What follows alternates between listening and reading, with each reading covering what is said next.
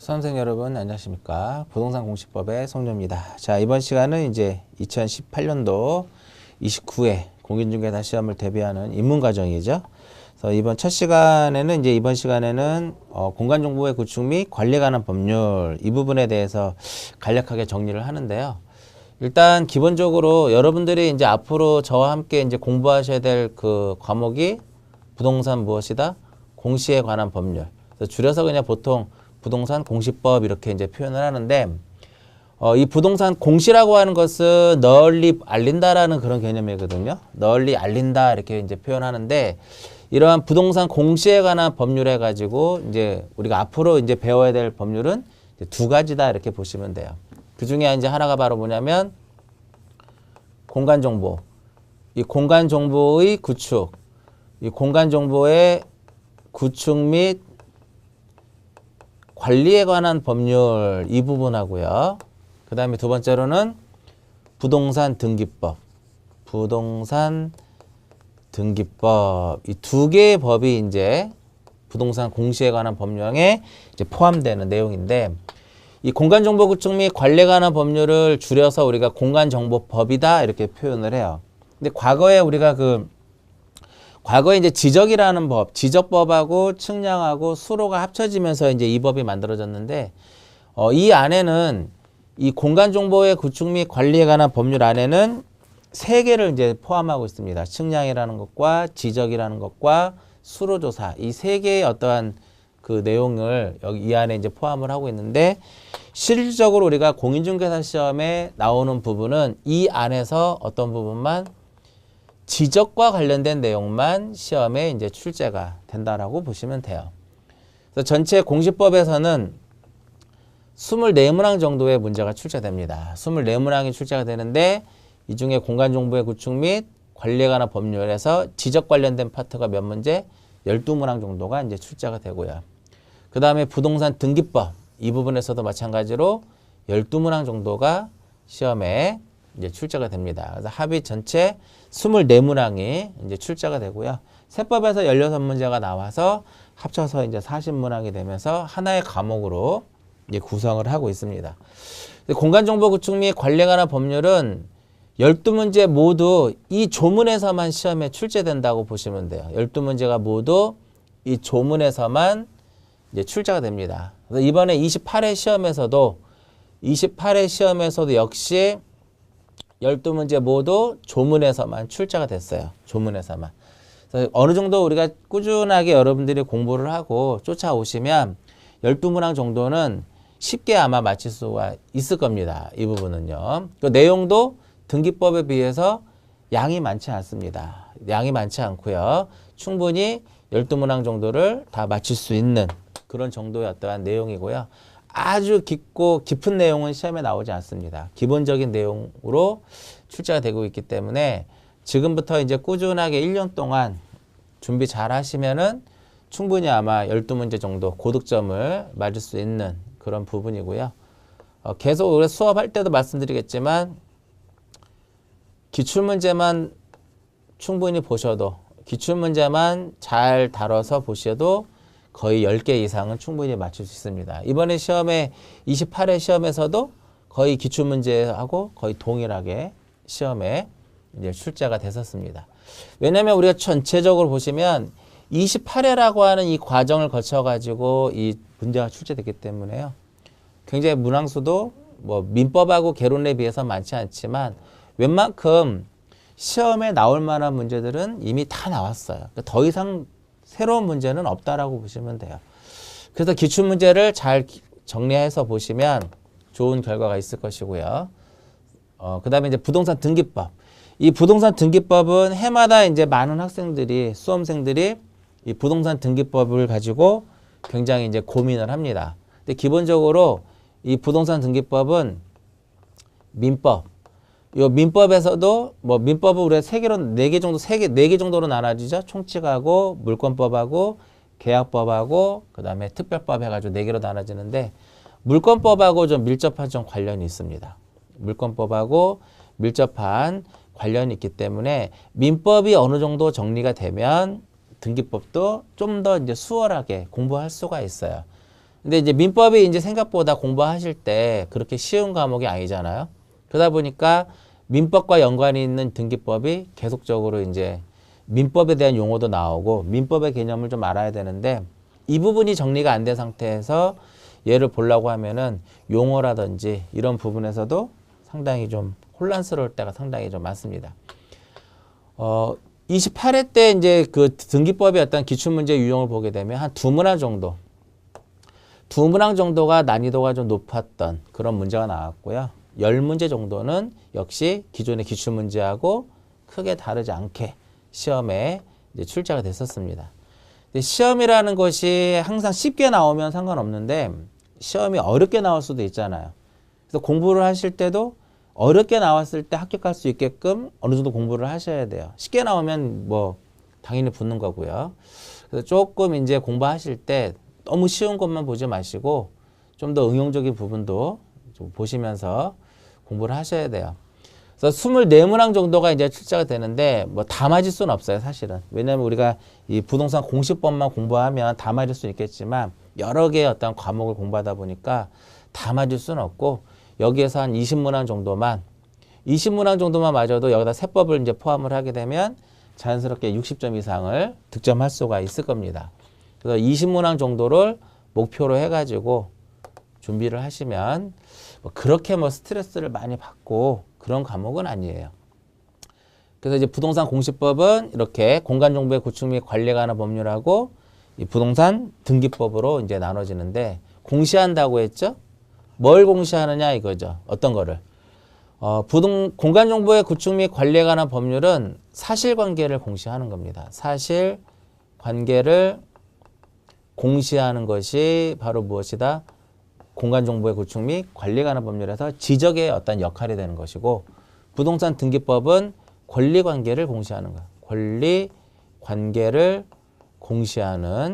권리관계를 공시하는 것이 부동산 등기법이다 이겁니다. 그럼 여기서 사실관계가 뭐냐 이거죠. 사실관계.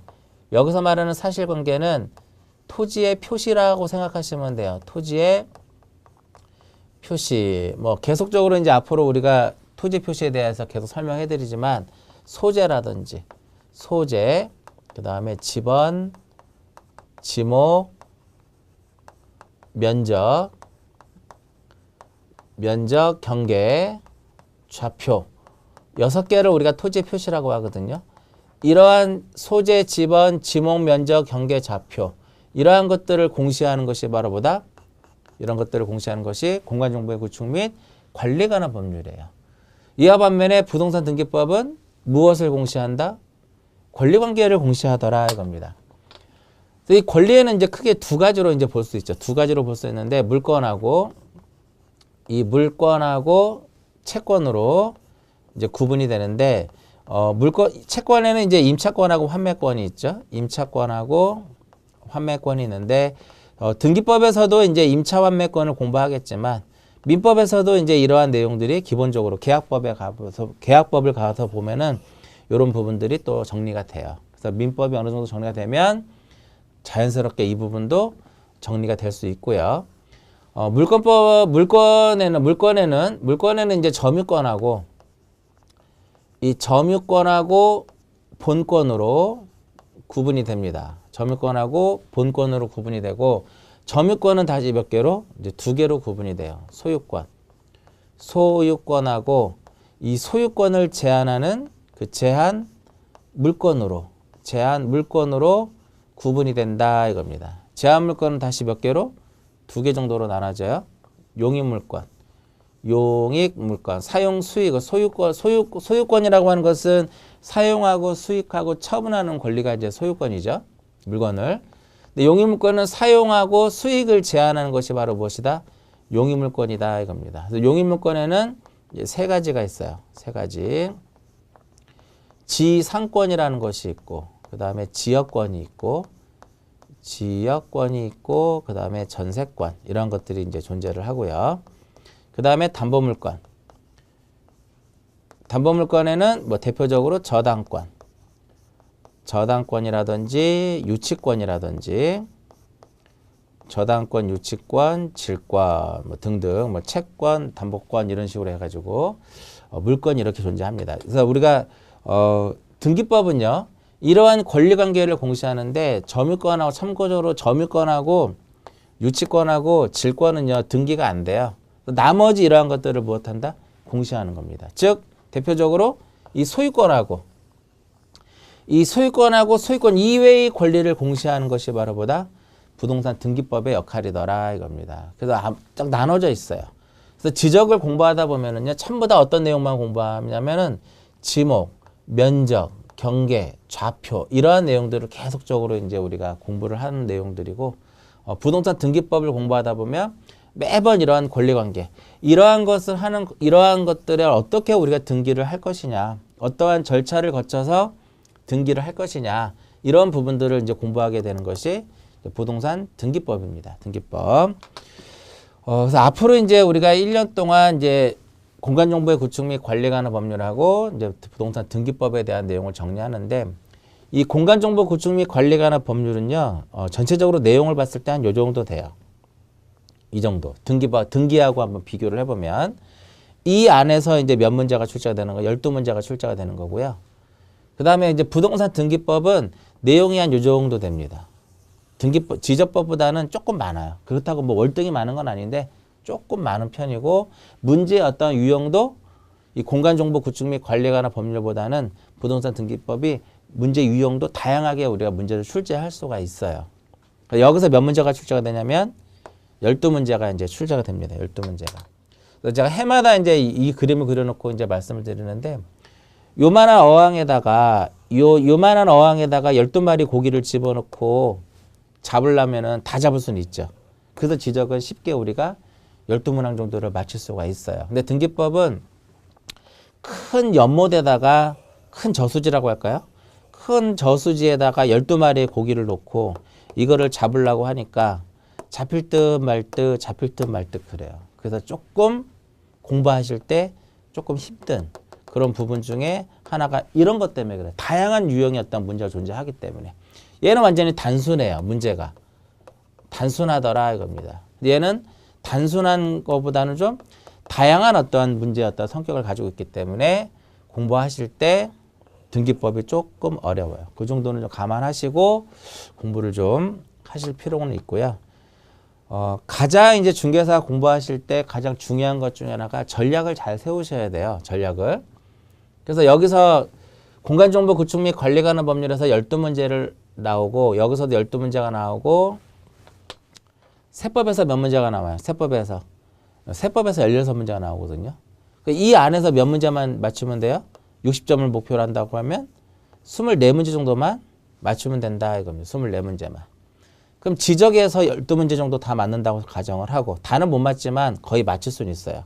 세법에서도 16개 중에 뭐 10개 정도 맞는다고 가정을 하게 되면 그 어렵다고 하는 이 등기법 12문제 중에서도 최소한 이번에 28회 기출문제를 보시면 아시겠지만 기존에 나왔던 기출문제하고 7, 8개는 거의 똑같아요. 그러니까 기출문제만 봐도 6개 이상은 맞출 수 있다 이거예요. 이렇게만 하더라도 28개를 맞출 수 있기 때문에 우리가 60점을 맞아야 되는데 28개면 몇 점이에요? 7점 정도 되는 거거든요. 그래서 전략을 잘 세워가지고 공부를 하시면 1년 동안 여러분들이 공부하는 과정에서 그렇게 뭐 스트레스를 많이 받거나 그러진 않을 겁니다. 전략을 잘 세워서 공부를 하시면 될 것 같아요. 그래서 앞으로 우리가 이제 배워야 될 내용들을 간략하게 설명을 해드렸고요. 이번 시간은 이제 첫 시간이고 하니까 이제 첫 번째 이제 공간 정보의 구축 및 관리에 관한 법률 해가지고 이 부분에 대해서 정리를 하는데 가장 중요한 것은요. 자, 제 1절 해가지고 공간정보법이라고 할게요. 이 공간정보의 구축 및 관리에 관한 법률을 줄여서 공간정보법이다 이렇게 부릅니다. 근데 대부분 이제 공간정보법이라고 얘기를 하는데 그냥 편의상 그냥 지적이다 이렇게 이제 표현하는 분들도 많이 있어요. 많이. 그래서 처음에 어떠한 법을 공부할 때 가장 힘든 것 중에 하나가 바로 뭐냐면 용어죠. 용어. 이 용어를 몰라가지고 굉장히 좀 힘들어 하시는 분들이 상당히 많아요. 용어가 어느 정도 익숙하게 되면 전체에서 어떠한 절반 정도가 된다라고 보시면 돼요. 절반 정도. 간단하게 이제 공간정보 구축 및 관리에 관한 법률의 어떤 구성을 한번 보게 되면은요. 전체적으로 이제 5단원으로 이제 정리를 합니다. 5단원으로 정리를 하는데 첫 번째 단원이 이제 총칙이에요. 총칙이고요. 총론이라고도 하고요. 두 번째로는 이제 뭐냐면은 토지의 표시. 토지의 이제 표시라고 하는 단원이고, 그 다음에 세 번째 단원은 무엇이냐면은 지적 공부라고 하는 단원이고요. 그 다음에 네 번째 단원은 토지의 이동이라고 하는 그런 이제 단원이 되는 것이고, 마지막으로 이제 무엇이냐면은 마지막으로는 요 지적 측량이라고 하는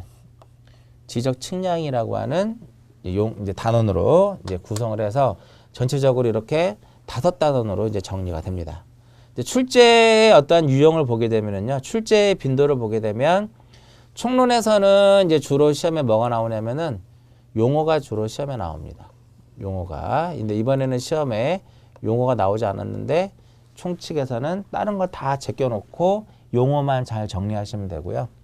이 토지 표시에서 한 6문제 정도 나옵니다. 6문제 정도 나오고요. 여기서 한 2문항 나오고, 여기서 한 2문항 나오고, 여기서 2문항 정도가 나와요. 이런 식으로. 이렇게 해서 전체 12문항 정도가 이제 출제가 되는데, 그래서 어떠한 기출문제 어떠한 그 빈도를 받아 알겠지만은요, 가장 중요한 이 공간정보의 구축 및 관리에 관한 법률에서 가장 중요한 게 바로 어디다? 가장 중요한 것이 토지의 표시다 이겁니다.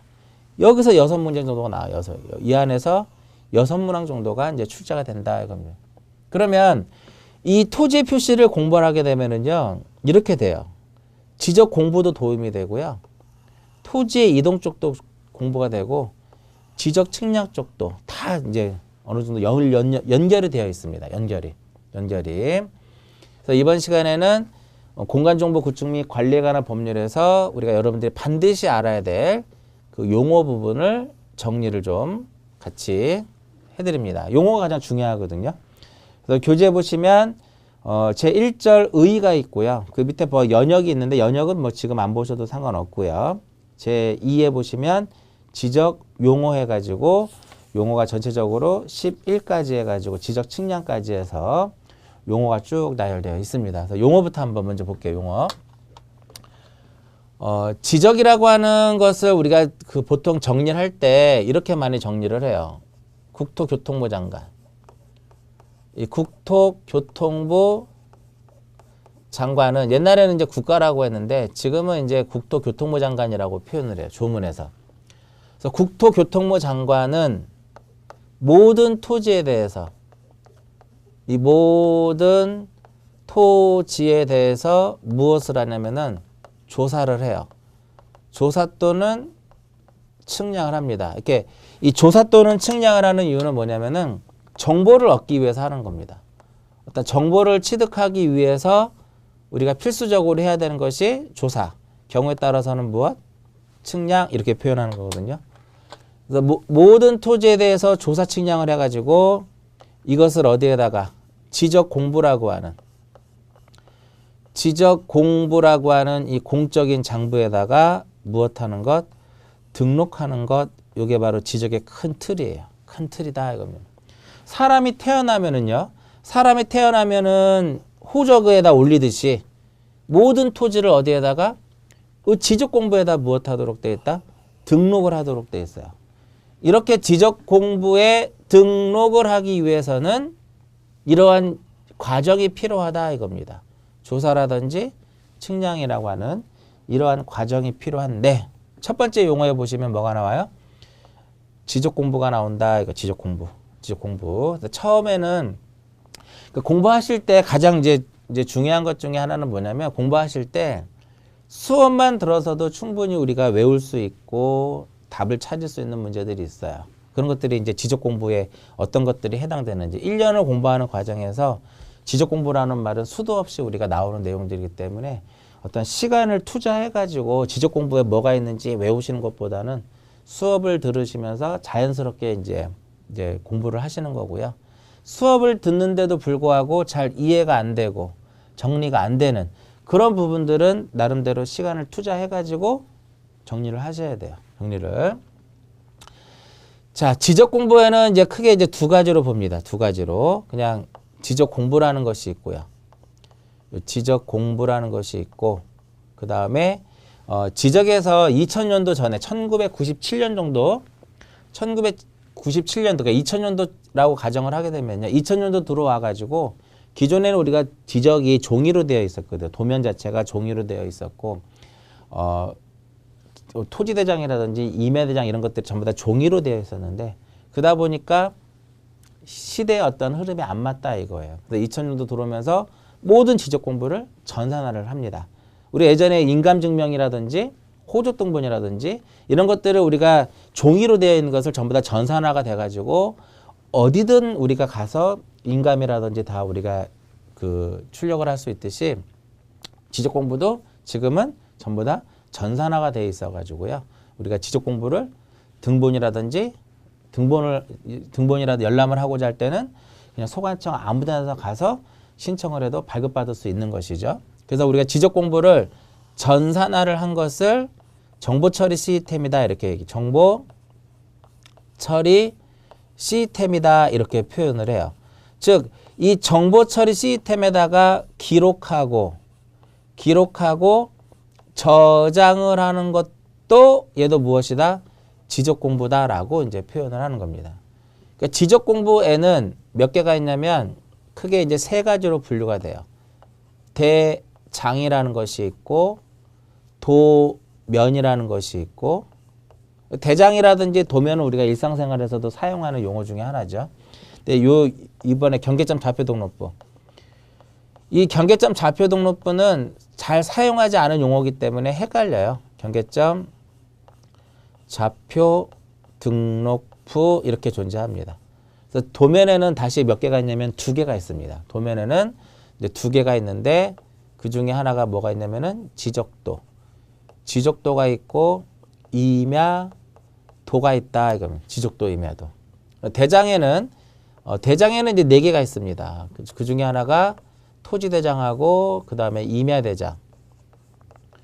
토지대장, 임야대장이 있고요.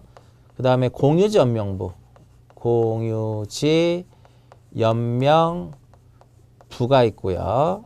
그 다음에 또 하나는 이제 무엇이냐면 대지권 등록부가 있더라. 처음 공부하시는 분들은 아무래도 이러한 공유지 연명부, 대지권 등록부, 경계점 좌표 등록부 이러한 용어에서 상당히 낯설 겁니다. 근데 공부하다 보면 자연스럽게 아마 정리가 아마 되실 거예요. 자, 잠깐 역사적인 내용을 잠깐 설명해 드리면은요. 일본이 우리나라를 식민지하면서 이거는 그냥 시험에 나오진 않아요. 그냥 들어보시면 돼요. 일본이 우리나라를 이제 식민지하면서 1910년도에 무엇을 했냐면은 토지 조사 사업을 합니다. 토지 조사 사업을 해가지고 합니다. 이때 토지조사령이라는 토지조사 법을 이제 공포를 해요. 그러면서 전국에 있는 어떤 토지의 소유자하고 경계, 지금은 경계라고 하는데 그때 당시는 경계라고 하지 않고 강계라고 표현해요. 강계. 그래서 모든 토지에 대해서 소유자하고 경계를 이제 확정을 해가지고요. 그것을 어디에다가 토지대장하고 지적도에 딱 등록을 합니다. 지적도. 이 지적도가 만들어진 이유는 뭐냐면은요. 토지대장은 단순하게 뭐 지번, 지목, 면적 이런 것들만 기록이 되어 있는데 경계가 그려지지 않아요. 그래서 경계는 어디에다 그려놔요? 경계는 지적도에다 이렇게 그려놓는 겁니다. 그래서 토지대장하고 이 지적도는 하나의 세트로서 움직이는 겁니다. 이렇게. 근데 1912년도에 전국에 있는 모든 토지를 다 한 것은 아니고 경제적으로 가치가 없는 것들은 조사 대상에서 제외를 해요. 그 대표적인 게 바로 임야입니다. 임야. 그래서 1918년도에 조선 임야 조사령이라는 것을 공포를 해요. 그러면서 토지 조사 사업 당시에 누락된 토지들을 이때부터 조사를 해가지고 임야대장하고 어디에다가 임야대장하고 임야도에다가 등록을 합니다. 그래서 얘하고 얘하고는 이렇게 하나가 되는 거예요. 이런 식으로. 무슨 의미인지 아시겠죠? 대략적으로 이렇게. 그 다음에 공유전명부라고 하는 것은 뭐냐면은요. 어떤 한 필지가 이렇게 있으면 요 한 필지를 두 명 A하고 B가 두 명 이상이 무엇하고 있을 때 공유할 수 있겠죠. 그죠? 말 그대로 공유하겠다는, 토지를 공유하겠다 이거야. 그래서 두 명 이상이 어떠한 필지를 공유하고 있을 때 그들이 가지고 있는 지분을 나타내 주는 것이 바로 무엇이다? 이것이 공유지 연명부다 이겁니다. 그 다음에 대지권등록부는 집합건물. 우리가 아파트 같은 경우는 건물하고 토지를 하나로 이제 일체화시킵니다. 그랬을 때 우리가 지적해서 작성하는 것을 대지권 등록부 이렇게 이제 표현을 해요. 넓은 의미의 이렇게 대장에는 토지대장, 임야대장, 공유전명부, 대지권 등록부가 있고요. 그 다음에 도면에는 지적도, 임야도가 있고요. 그 다음에 경계점, 좌표, 등록부라는 것이 있더라 이겁니다.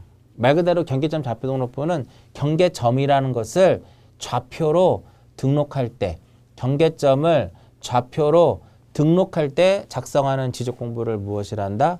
그래서 경계점, 좌표, 등록부 이렇게 이제 표현을 합니다. 이런 것들이 이제 지적 공부예요. 그러니까 이러한 지적 공부에다가 어떤 내용들을 기록을 하냐면은요. 토지의 표시라든지 소유자, 토지 표시라든지 소유자를 등록하기 위해서는 이렇게 조사라든지 이러한 측량이라고 하는 과정을 거치더라 이렇게 이제 표현하는 겁니다. 또 용어에 보시면은요, 지적 공부해가지고 토지대장, 임야대장, 공유전명부, 대지권등록부, 지적도, 임야도 및 경계점 좌표 등록부 등 지적 측량을 통하여 조사된 토지 표시와 소유자에 관한 사항 등을 기록한 대장 및 도면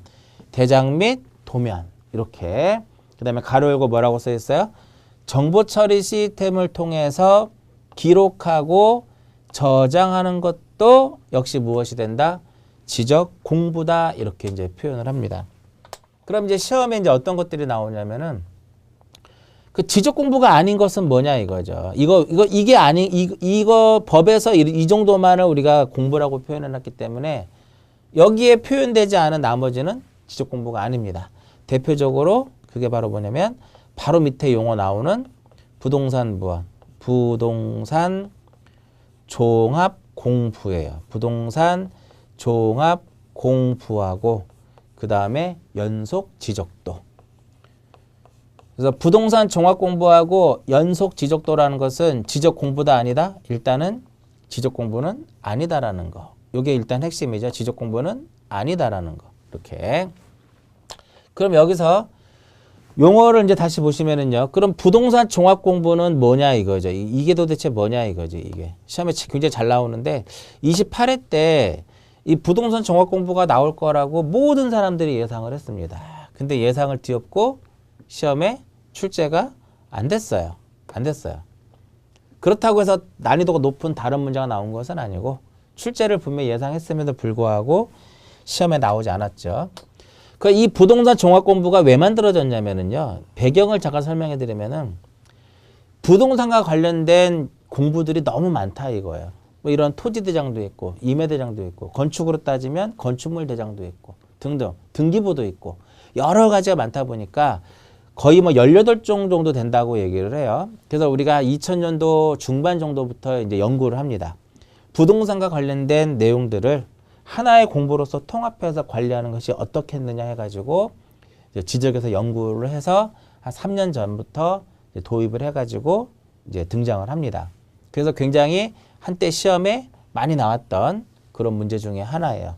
2번에 보시면 뭐라고 써 있어요? 부동산 종합 공부해가지고 이 부동산 종합 공부에는 5가지가 들어가요. 그 교재에 이제 써져 있는 걸 읽어보시면 토지의 표시와 소유자.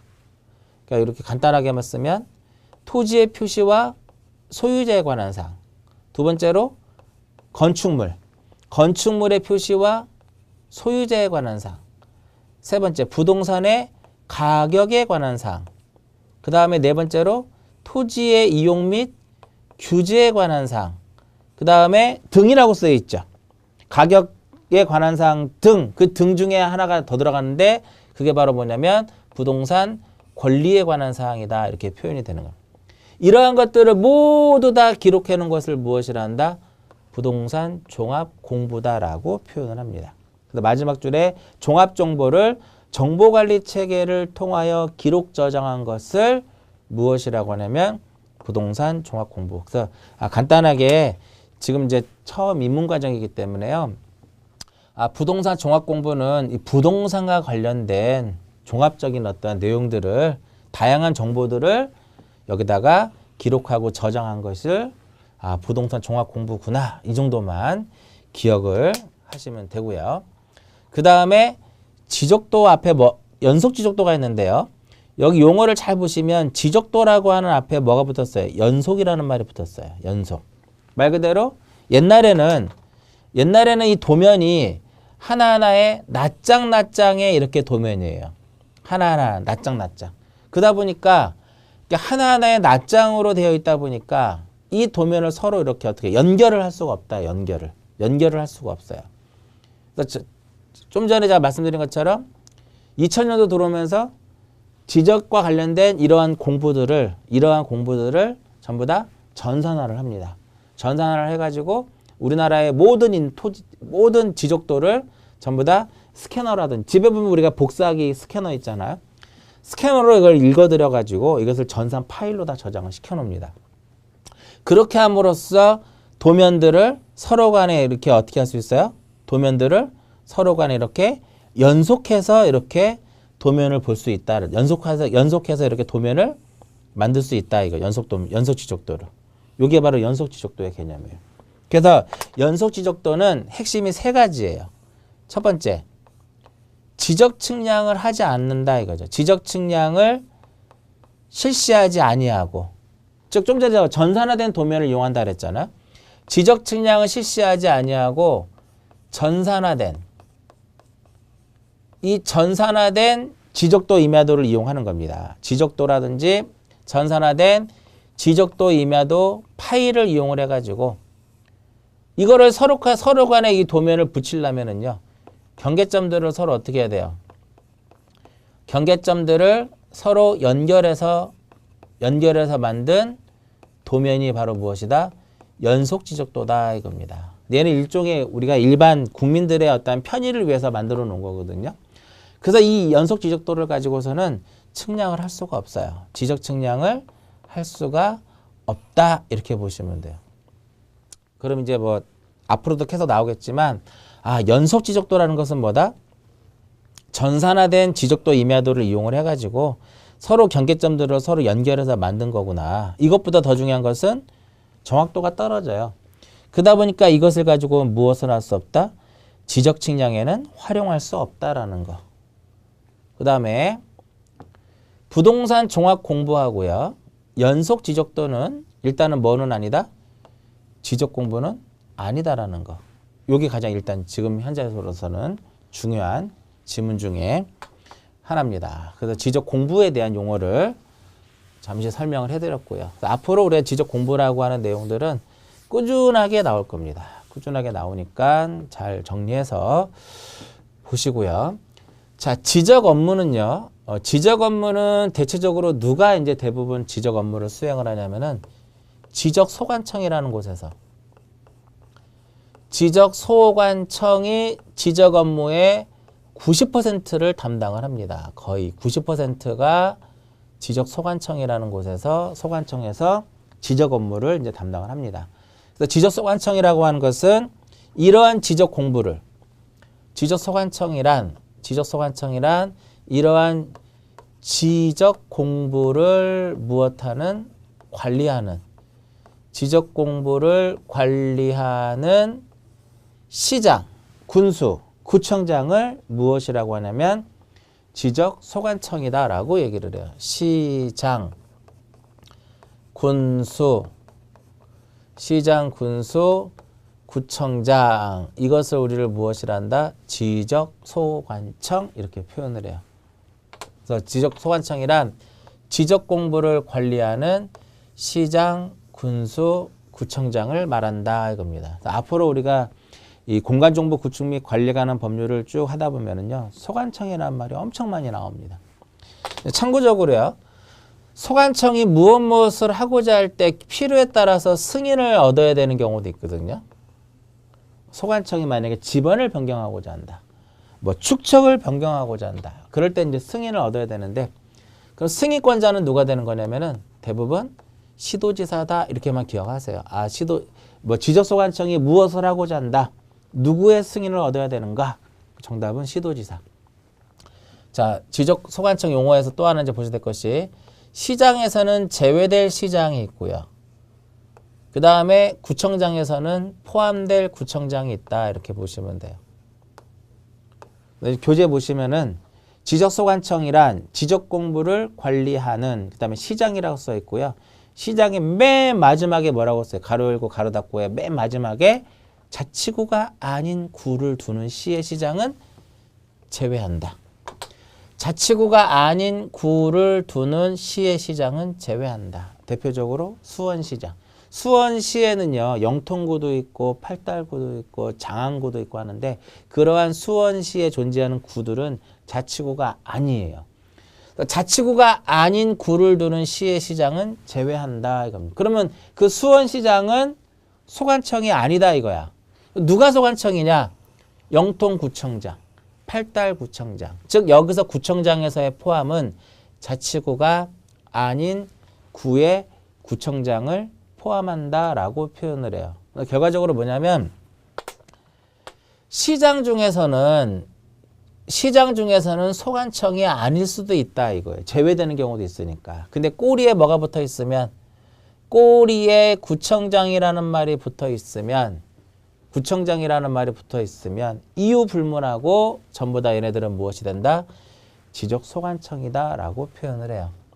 그래서 처음 공부하실 때 제외하고 포함 때문에 헷갈릴 수 있는데, 그냥 지금 처음에는 그냥 소관청이란 시장, 군수, 구청장을 지적소관청이구나, 이 정도만 기억을 하시면 될 것 같아요. 그래서 이번 시간은 그래서 뭐 공간정보 구축 및 관리에 관한 법률하고 등기법, 부동산 공시에 관한 법률에 대한 기본적인 문제 출제 어떤 유형이라든지 문항수에 대한 거하고요. 지적과 관련돼서 두 개의 용어를 설명해 드렸어요. 지적공부라는 용어하고 그다음에 소관청, 지적공부와 같이 부동산 종합공부하고 연속 지적도에 대한 용어에 대한 설명해 드렸고요. 지적소관청에 대한 용어도 함께 설명해 드렸고, 다음 시간에는 5번 해가지고 필지, 나머지에 대한 용어를 전체적으로 정리를 좀 하도록 하고요. 이번 시간은 여기서 마치도록 하겠습니다.